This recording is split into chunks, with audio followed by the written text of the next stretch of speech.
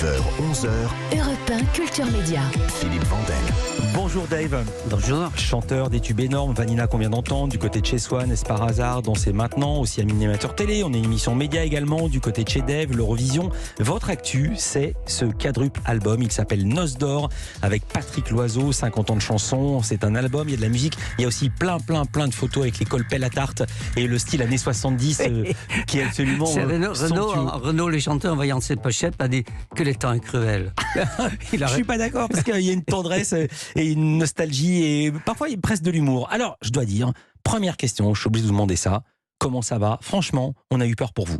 J'ai pas eu peur, je me souviens strictement de rien, mais c'est vrai que... Je vais raconter ce qui s'est passé. Oui. Le 25 janvier, vous faites une grosse chute dans votre maison à Paris. Vous avez passé plusieurs jours dans le coma. Racontez l'avant, l'après, la suite. J'ai resté moi dans deux hôpitaux, un que je connaissais pas, qui était à Percy, qui était un hôpital militaire, l'autre aussi d'ailleurs invalide, était aussi moi qui habitais Place Vauban.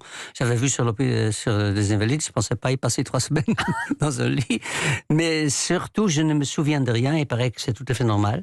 Ça pourrait revenir avec des années, mais comme il m'en reste plus beaucoup, puisque ces chansons, ça me fait penser, juste avant dans un concert, avant le confinement, donc il y a plus de 2 ans, j'ai dit au public, vous et moi, on a quelque chose en commun, on ne peut plus mourir jeune. Ça n'a pas plu du tout. Mais oui, on ne se moque pas de l'âge du public. Je me parle vraiment de moi-même aussi. Vous dites, je me suis souvenu de rien, un blackout qui a duré combien de temps? Ah ben, j'ai engueulé notamment Michel Habert, qui est le garçon qui s'occupe de mes concerts. J'ai dit, tu auras pu venir. Il était venu. Marc-Louis Fogel, qui était un bon ami, Daniel Auteuil, j'ai aussi des amis non connus, mais là, je cite le connu, c'est plus drôle pour les auditeurs. Ils sont tous venus et je me souviens de personne. C'est terrible, c'est terrible. Et encore aujourd'hui, j'ai du mal. Cette nuit, j'ai cherché, vers 4 heures, je me suis réveillé, j'ai cherché le prénom de Ruquier. Laurent, je crois. Vous avez gagné. Voilà. Mais j'ai pas trouvé. Mais c'est dingue.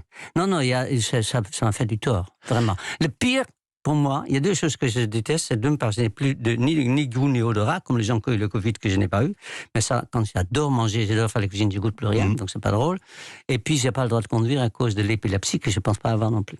Patrick, votre mari, a raconté, c'était à Paris Match le 24 mars. Patrick raconte, quand je contacte le service de réanimation, on m'annonce froidement, votre mari, donc Dave, a fait 2 crises d'épilepsie pendant son transfert. Il est tombé dans le coma. Son état se détériore. On ne sait pas encore si on va pouvoir le sauver. Ils sont trompés.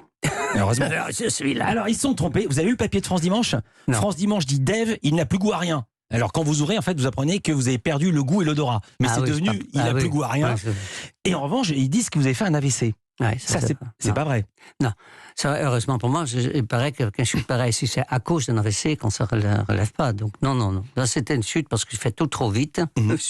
Aux demoiselles qui nous écoutent, je fais tout trop vite. C'est pas la peine. Ouais. Donc là, non. Je suis tombé parce qu'en effet, je suis couru sur l'escalier, je suis tombé en arrière et après, je ne sais plus ce qui s'est passé. Qu'est-ce que ça a changé pour vous, pour votre vision du monde? Est-ce que ça a changé quelque chose dans votre vie? Ça m'a mis en face de la mort quand même, quand j'ai recommencé à réfléchir un petit peu. Et la mort, je l'ai rencontrée comme beaucoup de gens de ma génération dans les années 80, à cause de l'arrivée du sida, évidemment. J'ai perdu beaucoup d'amis. Et la mort fait partie de ma vie, c'est pas très gai comme sujet, mais me fait pas peur. Bon, on va mourir. J'ai dit ça, mais en même temps, quand je suis dans l'avion que ça bouge, je me fais caca dessus. Donc, j'ai quand même un petit peu peur. Mais intellectuellement, j'ai pas peur de la mort. Mais c'est vrai que de le frôler comme ça, c'est une drôle de chose. Et puis, j'ai pas du tout aimé vivre à l'hôpital. Alors, pas du tout. Alors là, vous dites, vous n'avez pas le droit de conduire, et les concerts. Parce que vous disiez, ce que j'attends le plus, c'est de pouvoir remonter sur scène. Ah oui, ça c'est... Alors, vous en êtes tout de ce point de vue-là? Ah ben, c'est reparti. J'en ai fait une, déjà. Alors, c'était comment? Moi, j'ai eu très peur. Moi, évidemment. Vous aviez peur d'oublier les textes? Ouais, j'ai peur. Et alors, vous aviez un prompteur ou alors vous n'avez pas oublié les textes? Ou alors vous êtes tellement populaire que le public chante à votre place? Ça aide, c'est sûr. Mais là, c'était ce qu'on appelle un gala privé, c'est-à-dire que les gens qui étaient là n'étaient pas là pour moi, j'étais une surprise. Quand on a une surprise, c'est amusant, mais en même temps, sur les 100% des gens, il y a peut-être 20% qui vous détestent et 80% qui s'en foutent ou pas, j'en sais rien. Mais là, ils se sont levés au moment de chanter. J'ai chanté une chanson qui s'appelle La Décision, que d'après un air de Brahms, c'est pas un gros tube, mais c'est là où les gens se lèvent pour me faire une standing ovation, comme on dit en vieux français, et ils l'ont fait. Et le meilleur moment, c'est quand j'ai vu sur mon compte en banque que l'argent est arrivé. Ça, c'est très hollandais comme réflexion. Vous n'avez pas perdu le sens de l'humour. Vous étiez comme ça déjà avant? Vous aimiez bien l'argent quand vous étiez petit? Non, c'est en lisant une biographie de Sophie de la reine, l'italienne. La reine Sophie. Merci. Non, c'est terrible. Hein. Non, je ne blague pas, hein, c'est horrible. Et j'ai compris que si on aime l'argent, c'est parce qu'on veut pouvoir s'occuper des autres.